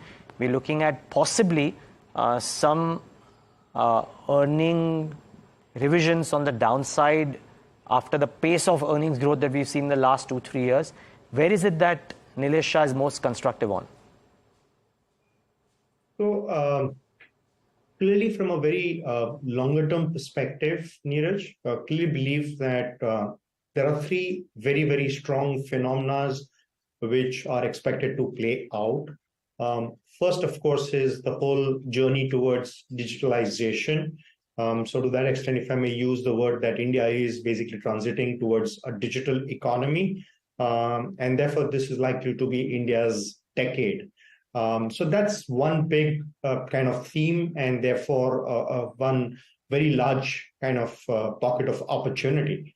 The second is been our traditional stronghold, which is the consumer economy, and there are phenomena like higher penetration and then premiumization as well, are the kind of twin forces which are driving the consumer economy, aided by support coming in from the digital economy and an aspirational India. The third big opportunity is around the physical economy, and this typically would entail the energy security, which I was alluding to earlier, and the whole shift towards renewables and decarbonization. The second is manufacturing, with a drive to have import substitution, localization, and eventually exports. And third, of course, is the whole infrastructure built up, the public sector capex, the private sector capex. So I'd broadly say that the opportunities are going to be around the digital economy, the consumer economy, and the physical economy. These three are essentially going to be the big sources of opportunities from an investment perspective. Nilesh, while bulls aren't yet ready to give up on the potential of PSU bank stocks given the earnings turnaround, the case of the underdogs are getting louder, at least at a valuation level of PSU banks, as they, of course, trade at historical highs, while private banks are the ones that are languishing near decade-long lows. Where do you think the trade is? It's a tale of two opposites. Which one are you betting on? Well, for now, I probably believe the trade is more skewed in favor of private banks. The private banks are emerging out of a long period of stagnation from a stock price performance or a relative performance as well. It's probably been maybe 3 years of underperformance, and still believe that going forward, the private sector banks will continue to sustain a double-digit growth rate, on the balance sheet side, especially on the loan side. Yes, there could be a bit of challenges on the NIMs, but I guess the franchises are very strong enough to be able to navigate through that. Versus that, the PSU banks, probably a lot of the capitalization and the balance sheet strengthening is kind of factored into their stock prices. So I probably believe that the private sector banks have a better chance of outperformance. The only caveat here being that post the general elections, if there is a privatization initiative, and one or two banks have been lined up for privatization, that's at least been the intent and the policy announcement. If that materializes into action, that could lead to the next round of re-rating for PSU banks. But otherwise, purely on a very steady state standalone basis, I probably think that for the short to medium term, it's very likely that the private sector peer group will outperform their public sector peer group. Okay. The other thing, Nilesh, the UBS note today, for example, right, talks about a very expensive capital goods stock and says that the margin uptake and the earnings uptake will make sure that the premiumness in valuation stays. How to best play the capex theme now? Because the capex which will unfold over the next 5 is arguably going to be very different from what happened in 2003, 2008, right? So how to best play the upcoming capex cycle?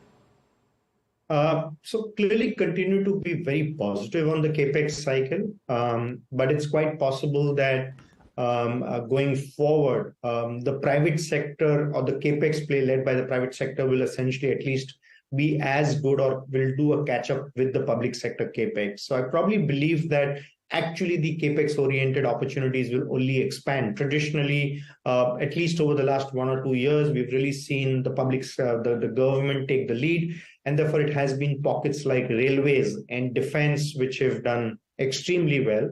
But going forward, clearly believe that it's going to be a lot more broad-based. I earlier alluded to the energy side and the kind of investments which are happening on the energy side. So clearly believe that companies or businesses which are a proxy for the huge investments which are expected in renewables and this whole drive towards decarbonization will essentially probably take the lead, or at least be a pocket of strong outperformance versus rest of the pack. The rest of the pack will essentially do well. We've seen some bit of price correction in terms of their stocks. It's quite possible that maybe they would probably consolidate for maybe a quarter or two before the markets get again confident about their higher growth trajectory. Once there is evidence of that, I expect even the rest of the capex pack to basically catch up. So I think across the board, be it railways, be it defense, or be it energy, or some of the other private sector-led capex, really believe that it's going to be, again, a basket of opportunities out there. Nilesh, you are probably the best voice on the IT sector. Tell us what you think about this space. The last 10 years, this is one sector which has been the best performing sector. It's done double-digit returns. But the fact remains, business is slowing down. There were days when you'd see the rupee move weaker and IT stocks would actually react positively. I know, very naive in that sense. But even those sort of trades have now become history, right? With the changing landscape, AI, digitization, cloud, politics in the US, how does one approach the IT pack? Is it time to go overweight, or is there still some time to go before an investor can make such calls? So there are surely headwinds for the large cap IT sector and IT services. There are clearly headwinds out there. Even over the last decade or so, these are companies which probably have grown at best 10% in terms of their revenues or their earnings. Maybe the earnings might have been a tad higher. But I probably think the revenue growth, especially on the organic side, has been single digit. And I don't think over the next decade or so, or over the next 5 years or so, I don't see the growth rates for the large cap IT services companies to kind of trend higher. Probably the best case situation would still be single digit growth rate. And I don't think you should be in equities for a business growing only at single digits. So I probably believe that the large cap IT services companies will at best be kind of, short-term trading opportunities or short-term investment opportunities, where you probably buy them when there's a sell-off and then you kind of play for that mean reversion. However, with the caveat, of course, that if any one of them announces something really big on the generative AI side, then that's obviously a very, very different kind of a development. But otherwise, clearly the opportunity in the Indian IT services side continues to be very bottom-up, continues to be more around the tier 2, tier 3 names, or maybe the mid to small cap companies, where given the limited size, they probably will be more fleet-footed to get incremental business and deliver cost-efficient solutions to their enterprises, their enterprise customers. And these could be companies which are focused around engineering, R&D services, software-defined vehicles, mobility, a whole bunch of opportunities, including, of course, implementing AI. So I probably believe that the bias would be, or the preference would be, for the tier 2, tier 3 IT services companies, which are very specialized and are going to be a lot more fleet-footed versus the large cap peers. Nilesh, very lastly, for the next 1 to 2 years, your top sector to bet on. From the larger sectors, give me one sector, and from the smaller ones, maybe like an insurance, anything that you like, a diagnostic play, because those are two themes that have been, ruling the headlines in the last 24 hours. But two sectors, one big one and one small one, where you're seeing value and one can buy. So clearly believe, the whole drive towards digital India, India's decade, and the fact that we are having a huge formalization and financialization of the economy. So clearly the online fintech segment continues to be a very, very kind of an attractive opportunity. Clearly, be it online broking platform, be it an online insurance platform or an online credit platform, clearly that's a great opportunity to be in. Or it could even be a very normal home lender, but using technology to kind of deliver loans in the affordable housing segment. So that, I think, as a pack, continues to be very great. So I'd probably say that the online financial or the fintech space continues to be very attractive from an investment point of view. And the second would be around the premium consumption side. Still believe that there's a huge opportunity for premium consumption, and that would probably be the second area of preference. Okay. Nilesh, such a pleasure talking to you. Thanks for taking the time out and being with us today. And look forward to seeing you in the studio soon. Thank you. Thank you, Niraj and Samina. Always a pleasure. Thank you. Viewers, on that note, let's take a break. The markets are okay. On the other side of the break, we talk about whether this delayed real estate ancillary demand finally comes to fruition in FY25 or no. Keshav Bhajanka, Executive Director of Century Ply, joins us on the other side.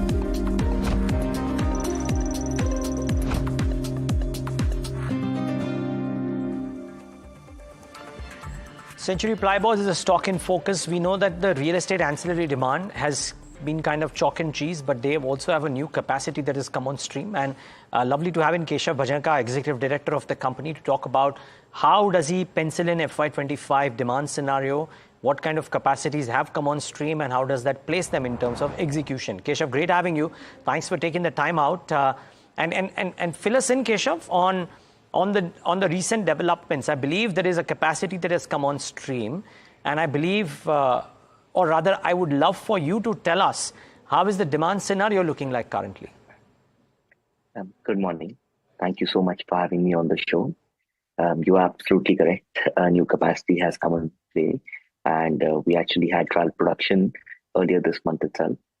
It is the largest capex in the history of our company, and I think it bodes very well for next year. We have doubled our capacity for MDF, which is medium density fiberboard, from 950 to 1900 cubic meters. And I think this is going to give us a huge growth engine for next year. Currently, we are predominantly a north-based player, having a unit in Hoshiarpur. Post the south unit coming into full production, we shall be a pan-India presence, and that is going to help us substantially. Could you quantify that substantially? Because for a company to get in its largest capacity on stream would mean that the company had thought through about the demand scenario in most times, and it's coming in at a time when demand might pick up and they might have the ability to be able to service that demand. So now give us the scenario with the newer capacity having come on stream perspective. No, you're absolutely right. Firstly, let me say that we're extremely bullish about the demand scenario. I know everybody has been talking about a slight slowdown in the short term, but the reason behind this is that after COVID, the takeoff in real estate was fantastic. The quantum of inventory that got depleted, that meant that there was a supply gap in the market. Now with new launches catching up, we believe that the next few years are going to be very good. And this real estate cycle hopefully will last beyond 7-8 years, and it will give us a lot of impetus. At the same time, certain products in India, such as particle board and medium density fiber board, are underpenetrated. So already they have substantial tailwinds. Alongside this, the real estate cycle doing well is going to give us further impetus. Okay. So, let me try and get a sense in a different way, Keshav. For the longest time, you guys were known to clock in that consistent compounded growth rates, which on the revenue front, I'm not even going to bottom line, which may have gotten a bit disturbed, if you will, the last 12 months, let's say. Do you return to the consistency of revenue growth as a result of hopefully better demand, as which you said you are constructive about, and capacities to service that demand? So what's the kind of outlook that you can paint for FY25 from a growth perspective on the revenue front, and then it'll come to the operational metrics? I think, we will safely be back to the sort of 20% plus compounded growth that you are referring to. And we are fairly confident on the same. Both the demand scenario and the new capacities coming on stream are going to aid in the same. And the objective shall be to outperform that 20%, but definitely we are looking at 20% plus growth. So now you have the capacity as well, but just one quick thing on the revenue front as well. 20% could be the volume growth. There are question marks, or rather there were some thoughts around some articles around MDF pricing having come off in Q3, and correct us if we are wrong. So what is the current pricing trend, and could that impede the benefits that come out of volume growth in the MDF business? You're absolutely right. It's a very difficult question, tricky question to answer. But I think that, yes, we are looking at a 20% plus value growth. So I think the volume growth plus the realization, both taken into account, we should grow our revenue by 20% plus. Oh, okay. So independent of not just MDF, but the other aspects of the business as well, even if there was pricing pressure, you believe volume growth will take care of it? Yes. And if pricing behaves better then, Keshav, then you think that 20% can be eclipsed? I think that we will try and overachieve that 20%. If the macroeconomic scenario favors us, then maybe a little higher than that. Okay. Last couple of things, Keshav. One is this whole argument around why the ancillary demand may not have been very strong, and one of the reasons being given was that the old inventory was getting cleared, and now people have gotten the keys to their homes, and now that the interior works would have started, so on and so forth, etc., we will see the demand for ancillary products booming in FY25. There's also this whole argument around how global capability centers have set up shop in a big way, especially in South India, and we'll probably see demand from the commercial space coming up in a big way too. I would love to know if that is the basis of the strength in demand that you are forecasting, or is it something else? You're absolutely right. That is a big basis for the strength in demand that we are looking at. But alongside that, I think one other element is that there is a move towards more branded players. I think that the unbranded segment has lost traction post-COVID as compared to the branded players. So I think both of these are going to play in our favor, and this is going to lead to an overall positive scenario going forward, not just in the short term, but in the medium to long term as well. In the medium to long term as well. Okay. Last question. Do you foresee any reason or any need for raising any kind of capital, equity or debt in the near term? Part one. Part two, could operational metrics or margins come under pressure because of rising costs? No, I don't see any need to raise any equity going forward. Having said that, yes, on a short-term basis, we might have to take on board some debt, which we have provisioned for, because a lot of the capexes, for instance, the Andhra unit or the Chennai unit, will all come into play within the space of 12 months. The short term, there might be some debt that we take on board. In terms of margins, yes, margins for MDF and particle board are likely to remain under slight pressure for maybe a few quarters. But in plywood and laminates, we are going to see consistency. So overall margins will probably see a slight dip, not a substantial dip. Yes. Okay. Fair call. Keshav, lovely having you. Thank you so much for taking the time out and being with us and giving us some idea about your forecast on demand, and talk to you post your results. Sure. Thank you so much. Thank you. That's Keshav Bhajanka of Century Ply talking about, well, hopefully a volume plus value growth combined of at least 20% in FY25 over FY24, and newer capacities that have come on stream which might aid that kind of performance as well. Now, before we take that break, just a quick word on what's moving and what's not. I'm looking at the broader end of the spectrum. So while the markets are up about 0.5% and the large cap end is dominated by what's happening to Adani Ports or maybe a Reliance Industries, actually the Nifty 50 gainers will come up on your screen, and you will see that there's some strong gains into select names like the ones that I mentioned. But the contributors list will have exactly the same set of stocks that were putting pressure on the markets yesterday are actually doing well, save for Infi, which continues to correct. But the broader end of the spectrum, some very interesting names. So after a long time, I'm seeing Lakshmi Machine Works, Bharat Bijli, Sangvi Movers, Genus Power, this very capex-focused themes doing very well for themselves in the session today. CESE is up about 4% as well. So that's one bucket. ABB continues to do well, 6% higher and stays higher. So that's the other one. And since ABB is a result of a brokerage note, Gravita is the last one that I'll mark, up about 10.5%, 1022 on the back of the Kotak note. Okay, 9% now, but not around those levels of 1010, 1015 and doing very well for itself. So watch out for this stock as well. It's a wrap on this leg of India Markets Open. Up next is Talking Point. Stay tuned.